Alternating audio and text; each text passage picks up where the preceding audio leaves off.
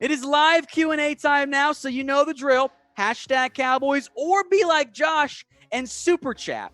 I love the CeeDee pick, but I love, and I repeat, love the Anae pick in the 5th. Don't find many potential starters late like that. Anae fell because he's not a good athlete, or at least not a great athlete. But you know what? He won because he was polished and advanced. At minimum, I hope that means you end up getting a nice rotational piece early on. And if you can get some sack production out of a 5th-round pick in year 1, that's great value.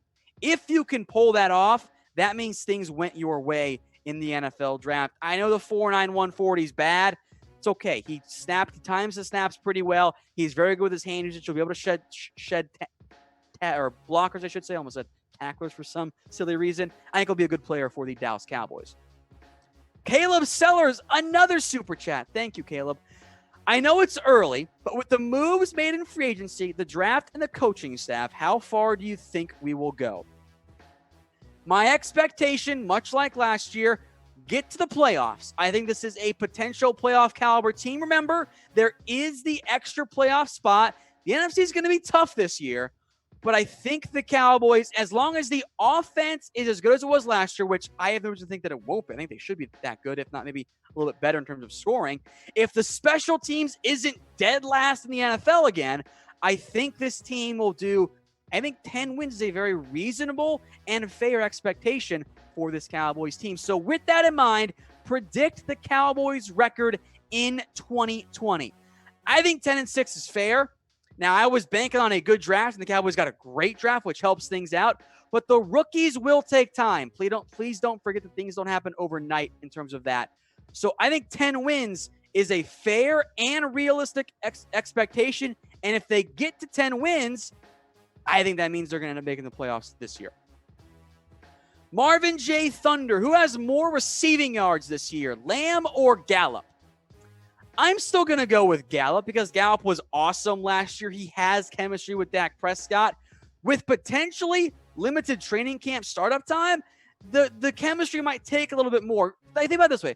Think about how long it took for Gallup and Dak to truly get on the same page and get the exact plan together. Like early on, that first half of the year for Gallup and Dak wasn't really there. Then last year, they were clicking, baby. That growth takes some time. So because of that, I'm going to go with Gallup, even though I do think Lamb will have a good year for the Dallas Cowboys. JG says, hashtag Cowboys, love the show. Wants to know if my wife forgives me for reference. I don't know if you watched it. That was from our live NFL draft coverage. Had to tweet some stuff out that I don't think she was a big fan of. But yes, we're back on the same page. Everything's good here. So thank you, JG, for checking in. Everything's good in Household Downey. Another super chat from Brian Parson. Thank you, Brian. Do you think the old coaching staff would have picked Chason over Lamb because edge was a bigger need? It's possible. I mean, clearly things were different this year. And with what Will McClay was saying after the draft, I very much got the vibe that this was a much less coaching staff-driven draft than what it's been in the past. That's not to say the coaching staff gets stuff wrong, but especially early on, I think that was the impact. I don't know if Garrett would have picked Lamb, or at least if Garrett would have wanted Lamb. Maybe Rob Marinelli wouldn't have wanted Chason. So it's tough to really say for certain. In the end, I'm just going to be glad that the Cowboys got the best player on the board with Lamb at pick number 17. If you guys want more Cowboys coverage, you should follow me on Twitter. Reminder, I actually broke that Lamb was going to wear number 88. No one else had that before I did. So if you want more Cowboys coverage, hit me up on Twitter at WhatGoingDowney. My DMs are open. You can ask me questions as well. I kind of got caught up over the past week, so if I missed it, just stay tuned. I'm still working through some. But hit me up on Twitter at WhatGoingDowney. Destroyer Dog, which rookie will surprise the Cowboys in 2020? Based on expectations, I would hope that Reggie Robinson ends up being the surprise rookie, that maybe he's able to emerge as a number 2 corner quicker than hoped for. I don't expect him to start, not in year 1, but if he does, that'd be a very nice, pleasant surprise. Miguel Rodriguez, any good slot receiver left in free agency? I know our top 3 are solid, but still need insurance no matter what, and I really don't trust Smith at wide receiver 4. So give me a sec here. I would wonder if the Cowboys would roll with Cedric Wilson as a slot receiver, just potentially. But guys like Taylor Gabriel, at least for now, are still available. So there are some cheaper, older veteran options that you could explore. But I think for the Cowboys, you're so set at the top 3, and those guys are going to play so many of your snaps that wide receiver 4 isn't as big a need, especially since, technically speaking, Tony Pollard could also get some slot snaps as well. From Tyron Smith, he's watching the show. Thank you, Tyron. How do you feel about the Cowboys picking up Worley? I haven't seen the money come across yet. I am sure it's going to be a cheap one-year deal with little to no guaranteed money and allow him to compete for a roster spot. If that is the case, there's nothing wrong with it. Like, that's the exact move you want to be making if you are the Dallas Cowboys. So I like that from Dallas, assuming it is cheap. But, of course, we'll have to wait and see in the end just what that money looks like. But in the end, I think it was a smart pickup. There's no harm in those cheap one-year deals, low-risk, high-reward type of moves. Super chat coming in from Josh Skinner. Who is your year 2 or 3 breakout player for the Cowboys? Well, Michael Gallup already had his big breakout year, so I think you can cross him off that list. 2018, maybe you're hoping for Dorrance Armstrong. Maybe you're hoping that Cedric Wilson can stay healthy and make the roster. I hope that Connor Williams has a better breakout year, or that one of the Connors do at left guard. That'd be ideal, although Williams was better than what everyone wants to say he was last year. I got it. The one you people want to have happen, Donovan Wilson. That's the one you want to have the breakout year at safety. We'll see what ends up happening there. Maybe the Cowboys will use him more than what they did in 2019. Randy wants to know what numbers I think CeeDee Lamb will put up this year. I'll put the over-under at yards fairly high, in all honesty. How about 750? That is a lot of yards, guys, for a receiver who will likely be third among the Cowboys in receiving yards. I think you'll see Cooper and Gallup put up more yards. So if you can get 750 yards out of your number 3 receiver, especially if it happens more later on in the year, that means you nailed that pick and you got really good production out of a first-year receiver. Speaking of CeeDee Lamb, we've got some Cowboys autographed CeeDee Lamb gear that is available. The mini helmet right there. The photo, the frame photo, also autographed. Footballs that have been signed by CeeDee Lamb as well. These are only available at chatsports.com/CD. One more time, and it's in the link. It's in the comments and the description as well. chatsports.com/CD. Go check it out. There's a whole bunch of gear available, at least for now, that's on sale. From Cullen Craig, what do you think is a realistic Cowboys cornerback depth chart come week 1? Great question. I think you're hoping that Diggs emerges as one of your top 2 corners next year. I don't know if I want to throw him in against number 1s right away. That seems kind of dangerous. I would like for Anthony Brown, Jordan Lewis to be involved in some capacity. If Awuzie plays safety, do you trust a trio of Brown, Lewis, and Diggs? I don't know about that one. So it's dicey for me right now with where things sit, Cullen. That is going to be a spot that we have to watch in camp. I think the guys that have been there, Awuzie, Brown, and Lewis, have the advantages for now because they've been playing more football. But there is a new defensive coaching staff in there. So we'll see what happens. From Young Boy, should the Cowboys and Eagles be scared of the Giants and the Redskins for the division? For this year? Nah, not yet. Maybe in a year or two, they'll kind of jump back into it. But I think it's pretty clearly the Cowboys and the Eagles at the top of the NFC East. Speaking of rivals, which team do you guys hate the most? Let me know in the comments. I'm sure we'll see a lot of Eagles in there, a lot of Redskins and Giants, but you don't have to pick the NFC East. For example, my entire family hates the Pittsburgh Steelers because they're Bengals fans. I'm okay with it because, well, the Cowboys Steelers, an old rivalry as well. I see Patriots coming in as well. That's a good choice as well. So let me know, which team do you hate the most? I'll give some shout outs here. A lot of Eagles coming in here. Might say like 80, 70% Eagles.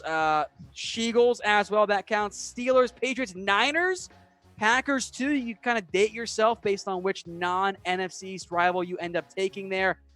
I think the Eagles, though, very, very clearly are the front runners there in terms of which NFL team you guys hate the most. From JG, another super chat. Do you think, given the talent on our team, our Super Bowl window is only available for the next 3 to 4 years? I don't believe that. If anything, I think your window, which was probably at its peak last year, dips down a little bit and then continues to go back up as the defense gets more talent on the roster.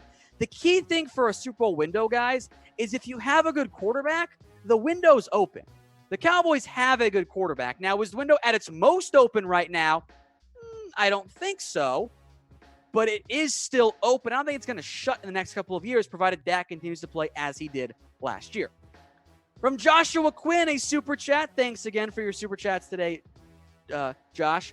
I like Lamb wearing 88. The fact that Jerry asked him to wear it means he wants him to stick around. I think you're right there. Now, there was a personal connection there with an old friend of Jerry's, last name Lamb, who died recently, and that's part of the reason why. But Jerry wants to give his superstar receiver that he just drafted the superstar wide receiver number. It's fine. I don't know why so many people were freaking out about this, guys. It's a number. It's not a big deal. It's not going to have any issues for the Cowboys. Like, the reaction to this has been classic, overly unnecessary freak out. So I know some of you don't like it. It's fine, guys. Everyone, please take a big, deep breath. It's just a jersey. It's just a number. It's not going to cause issues between Jerry and Lamb. Everyone calm down. It is fine. I will be the conveyor of less panic here. It's okay. This isn't going to be a bad thing for Lamb or for the Cowboys. As John King says in the comments, guys, it is just a number. It's okay. Super chat from Brian Parson. Thank you, Brian. You've also been great today. Do you think that CeeDee will be that alpha receiver like Dez was? Cooper and Gallup don't seem to be that. I think that's fair, actually. Cooper is a much more soft-spoken guy. Gallup has happily been that number 2 receiver. I think it's fine. I think that's a very possible outcome there, and Lamb's maybe a little bit more fiery. This Cowboys team in general isn't as fiery as it was a couple years ago. That's not necessarily a bad thing, just making a note of it. From the Sells family, what do you think Aldon Smith is going to do for the team? He's allegedly in great shape. He also hasn't played since like 2015, I think was the last time that he played. So we'll see. My expectations will be low. If he can be a rotational piece who gets you like even just 4 sacks, I'm happy. Like that's good value for what you would end up paying him in that scenario. So my expectations will be low, just like Randy Gregory as well. So we'll wait and see. Dallas Watkins, if Dak holds out, what do you think the Cowboys' record would be? If bad enough, do you see him replacing him with Lawrence? If Dak holds out for the entire year, which he's not going to do, because he's not stupid. He's not going to pass on $32 million this year. He's not going to hold out for an entire season. But if he were to, and he didn't play it all the entire year, the Cowboys would win like 3 games. Y'all tell me Cooper Rush and Clayton Thorson and 7th round pick Ben DiNucci are going to win 8 games? Ain't happening. That team's going to be among the worst in the NFL. So in that case, yes, you would be in Trevor Lawrence or Justin Fields' range. Speaking of Dak, is he worth $35 million or more? Type Y for yes and for no. In a bubble, the answer is no. That's a lot of money to pay to one player. But if you look at it this way, would you rather pay Dak 36 right now or wait a year and pay him 40 because you let Mahomes and Watson sign their record-breaking hits and you let the caps go up again? You'd rather have him at 36 right now. So I know it's expensive, but the sooner you get the deal done, the more money you save in the end. America's team, will Bradlee Anae be the next Max Crosby? That's some pretty high expectations to place on Anae. I don't think so, because I don't think, there's going to be that obvious path of playing time for Anae. Like, Crosby came in and was almost a starter because the Raiders were so thin at edge. The Cowboys, at least for now, have depth, even if some of it is suspended in the end. So from that perspective, I don't think so. Plus, Anae is not the elite athlete that Max Crosby was. So I would love it, but I'm not going to put that level of expectation on Anae in year one. From KK's Jr., how much for the signed football from CeeDee Lamb? Not nearly as you might think it is. So go check it out. It's chatsports.com/CD. All you got to do is click that button, and you'll see that the price is there. Again, you can only get these on Fanatics with that link. It is a special partnership between Fanatics and CeeDee Lamb. So chatsports.com/CD. Go check out all of these signed autographed footballs, helmets, all of that from CeeDee Lamb. Another super chat from Josh Skinner. What's your numbers prediction for Zeke now that we have a three-headed monster at wide receiver? Well, I think Zeke will benefit from, not holding out in camp this year. He'll probably get around 300 carries, hopefully, because you make him I want to make Zeke the closer, just so we're clear. Make him into your Mariano Rivera as I cross over sports here. Let him finish games for you. So 300 carries. I'll put him at 1,400 yards, somewhere in that range. And how about 10 touchdowns? That's a heck of a year, just so we're clear. If I can get that out of Zeke, I'm feeling pretty happy about the way that the Cowboys offense has probably turned out this season.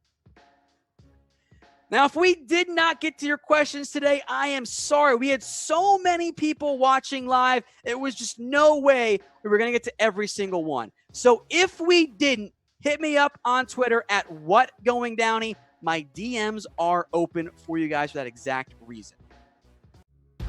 Hey, Cowboys fans, thanks for watching the Cowboys Report. If you haven't already, click right here to subscribe to our channel for all the best Cowboys coverage on the internet. That's news, rumors, highlights, mailbags, film studies, and a whole lot more. And I'm making your lives a little bit easier as well with the next Cowboys Report video right here.